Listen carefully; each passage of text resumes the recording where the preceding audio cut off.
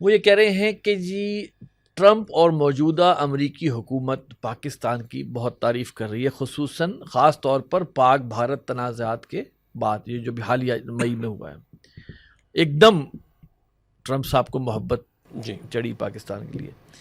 کیا یہ اخلاص پر مبنی ہے، یا پاکستان کو ایک بار پھر امریکہ اپنے مفادات مثلاً چین یا افغانستان کے حوالے سے اپنے مقصد کے لیے استعمال کرنا چاہتا ہے؟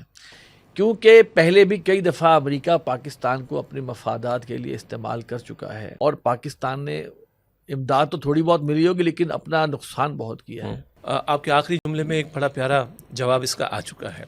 کیا ہماری برسوں کی تاریخ جس میں ہم نے کئی مرتبہ امریکہ کا ساتھ دیا اور دیتے چلے گئے، اور ان کے مور اینڈ ڈو مور کے تقاضوں پر مور پلس مور کرتے چلے گئے، ہمیں کہا گیا کہ جناب اگر تم نے ہمارا ساتھ نہ دیا تو ہم تمہیں تورا بورا بنا دیں گے، ہم تمہیں غاروں کے دور میں لے جائیں گے، پتھروں کے دور میں لے جائیں گے۔